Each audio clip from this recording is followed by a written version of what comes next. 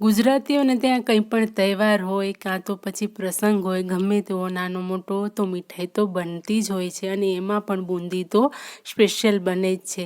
તો આજે હું તમારી સાથે આ જ રેસીપી બનાવવા જઈ રહી છું, જે બહુ જ રસીલી, રસભરી અને એકદમ સ્વીટ બુંદી હું તમારી જોડે શેર કરવા જઈ રહી છું, જે તમે પહેલી વાર પણ બનાવતા હશો ને તો પણ પરફેક્ટ બની જશે. તો બુંદી બનાવવા માટે મેં અહીંયા 1 કપ બેસન લીધું છે અને બેસનને આપણે આવી રીતે ચાળી લઈશું, કેમ કે એની અંદર જો નાની નાની ગોળીઓ રહી જશે તો આપણી જે બુંદી બનાવીએ છીએ એ પરફેક્ટ નહીં બને. તો આપણે 1 કપ બેસન લેવાનું છે અને એને આવી રીતે ચાળી લેવાનું છે. દોસ્તો, આજે હું તમને પરફેક્ટ મેજરમેન્ટથી જ હું બતાવીશ કે કઈ રીતે આપણે બુંદી બનાવીશું. તો દોસ્તો, તમે પહેલી વાર જો બનાવતા હશો ને તો પણ આ એકદમ સરસ પરફેક્ટ જ બનશે, કંઈ પણ આમાં ગડબડ થશે નહીં. ઘણી વખત એવું પણ બનતું હોય છે કે આપણે બુંદી પાડવા જઈએ છીએ પણ બુંદીના બદલે ગાંઠિયા પડી જતા હોય છે, પણ આ મારી રીતે બનાવજો, પરફેક્ટ બનશે. તો અહીંયા મેં ચણાનો લોટ બેસન ચાળી લીધો છે. તો હવે આપણે એની અંદર પાણી એડ કરીશું. પાણી મેં અહીંયા 3/4 કપ લીધું છે. આપણે પાણી એટલું જ લેવાનું છે, ના એનાથી વધારે કે ના એનાથી ઓછું. અને એવી રીતે આપણે આને સરખી રીતે એકદમ ફેંટી લેવાનું છે. ફેંટવાનું બરાબર છે, આપણે 2 થી 3 મિનિટ સુધી એને સતત ફેંટવાનું છે.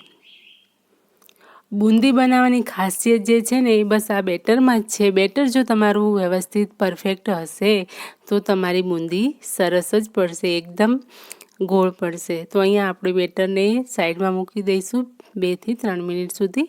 અને અહીંયા મેં એક બાઉલમાં ખાંડ લીધી છે. ખાંડ આપણે 1.5 કપ લેવાની છે, કે 1 કપ આપણે બેસન લીધું છે તો 1.5 કપ ખાંડ અને 1 કપ પાણી, બસ આ મેજરમેન્ટ આપણે રાખવાનું છે. હવે આપણે એને ગેસ પર ગરમ કરી લઈશું, ખાંડ ઓગળે ત્યાં સુધી. બસ આપણે એને તારવાળી ચાસણી કે એવું કંઈ જ બનાવવાનું નથી, બસ આપણે ખાંડ ઓગળે ત્યાં સુધી આપણે એને ગરમ કરવાનું છે. અને હજી તો વરસાદ શરૂ થયો છે અને આ વરસાદની મોસમમાં બુંદી ખાવાની બહુ જ મજા પડે છે.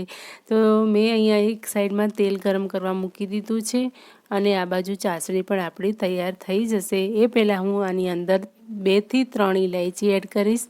આગળના મોઢા એના ખોલીને તમે ચાહો તો આની અંદર ઇલાયચીનો પાવડર પણ એડ કરી શકો છો અને કેસર પણ તમે એડ કરી શકો છો. મારી જોડે કેસર ન હતું તો મેં નથી એડ કર્યું.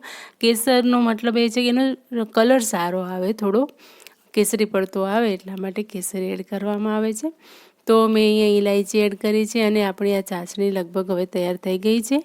હવે આપણે બેટર જોઈ લઈશું. બેટરમાં આપણે 1 પિંચ જેટલો બેકિંગ સોડા એડ કરીશું. તમે ચાહો તો ના પણ કરો તો પણ તમારી બુંદી પરફેક્ટ જ બનશે.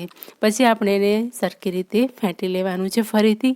અને મેં જે ગરમ તેલ મૂક્યું હતું એમાંથી જ મેં 1 ચમચી જેટલું અંદર અહીંયા તેલ એડ કર્યું છે અને એને ફરીથી આપણે ફેંટી લઈશું. બેટરને તમે જેટલું ફેંટશો ને એટલી તમારી બુંદી સરસ પડશે. તો મેન તો ફેંટવાનું જ કામ છે, આપણે આળસમાં ફેંટતા નથી, પરંતુ તમે જેટલું વધારે ફેંટશો એટલી તમારી બુંદી સરસ પડશે. અને જે મેં તમને મેજરમેન્ટ બતાવ્યું એ પ્રમાણે જ કરશો તો તમારે પાણીની કે લોટની કંઈ પણ માથાકૂટ નહીં રહે, બસ પરફેક્ટ જ બની જશે. બસ એ માપ નાખીને તમે કરજો. તો અહીંયા મેં આ રીતનો એક જારો લીધો છે. આપણે બુંદીનો જારો નથી પણ સામાન્ય તળવાનો જારો છે. અને આપણે ગ્રેટરથી પણ આ બુંદી પાડી શકીએ છીએ. જો તમે જારો તમારી જોડે ના હોય તો તમે એનાથી પણ પાડી શકો છો, પણ એનાથી થોડી ઝીણી પડશે. તો બસ આવી રીતે ઉપર જારો રાખીને બેટરને આપણે આવી રીતે નાખવાનું છે. આપણે જારાને કંઈ પણ કરવાનું નથી, એમ જ રાખવાનું છે, હલાવવા ડોલાવવાનું જરા પણ નથી. અને જ્યાં સુધી કઢાઈમાં આપણી બુંદી ફૂલ ભરાઈ ના જાય ત્યાં સુધી આપણે ઉપરથી બેટર રેડતા રહેવાનું છે. અને બુંદી જાતે જ ગોળ ગોળ પડશે, આપણે કંઈ જ કરવાનું નથી. તમે જોઈ શકો છો અહીંયા લાઈવ. અને આપણે બુંદી જ્યારે પાડીએ ને એના પહેલાં આપણે ગેસની ફ્લેમ એકદમ હાઈ રાખવાની છે અને પછી બુંદી પાડી રહ્યા પછી આપણે એને લો કરી દેવાની છે. પછી આપણે હાઈ ટુ લો મીડિયમ ફ્લેમમાં આપણે એને તળવાનું છે. બુંદી જે છે ને જલ્દી જ તળાઈ જાય છે અને જરા પણ વાર નથી લાગતી. દોસ્તો, આવી રીતે તમે જોઈ શકો છો કે કેવી બુંદી સરસ ગોળ ગોળ પડી છે. તમે પણ આવી રીતે બનાવજો, ચોક્કસથી એકદમ પરફેક્ટ બનશે.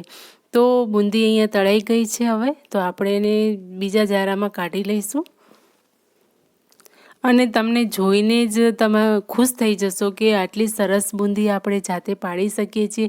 હલવાઈ તો મીઠાઈઓવાળા તો બનાવતા જ હોય છે, એમની જોડે તો બને જ છે, પણ તમારી જોડે પણ ઘરે તમે આવી રીતે બનાવશો તો પરફેક્ટ બુંદી બનશે.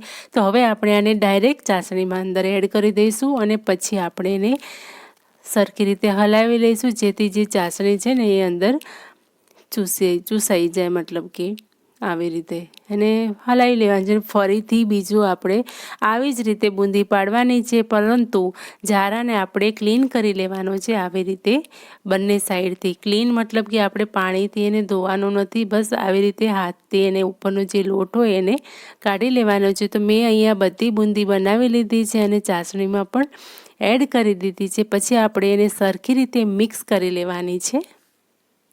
તમે જોઈ શકો છો કે બધી બુંદી જે છે ને બધી એક સરખી થઈ છે, એકદમ ગોળ ગોળ. અત્યારે ગોળ ગોળ જ દેખાય છે. તો હવે આપણે એને મિક્સ કરીને પછી આપણે એને 15થી 20 મિનિટ સુધી મૂકી દેવાની છે, જેથી જે ચાસણી છે બધી પૂરી અંદર બુંદી ચૂસી લે.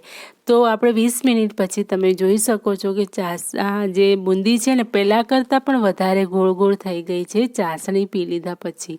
તો ચાસણીનું અંદર ટીમ્પું પણ રહ્યું નથી, બધી ચાસણી બુંદીમાં શોષાઈ ગઈ છે. તો આ જે બુંદી છે ને એકદમ પરફેક્ટ બની છે, હલવાઈથી પણ બહુ સરસ.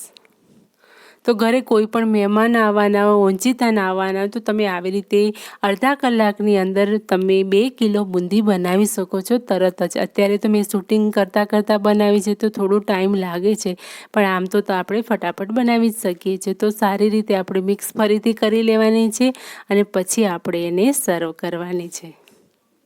તમે જોઈ શકો છો કે અંદરથી બુંદી કેટલી રસભરી બની છે. તો તમે આની અંદર કોઈ પણ ડ્રાયફ્રૂટ તમને ગમતું હોય એ તમે એડ કરી શકો છો. તો હું અહીંયા પહેલાં સર્વ કરી લઉં, પછી હું અંદર એ ડ્રાયફ્રૂટ એડ કરીશ. તમે અંદર કાજુ, દ્રાક્ષ કે કોઈ પણ તમને ગમતું હોય એ ડ્રાયફ્રૂટ તમે આની અંદર એડ કરી શકો છો.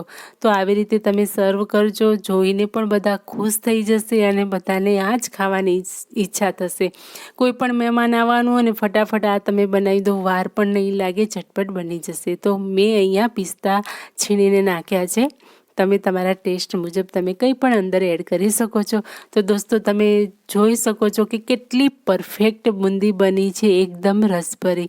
તો તમારા મોઢામાં પાણી આવી ગયું હોય તો ફટાફટથી રસોડામાં જાઓ, કિચનમાં જાઓ અને આવી જ રીતે આ મેજરમેન્ટથી બુંદી બનાવો. બુંદી બહુ જ સરસ બનશે.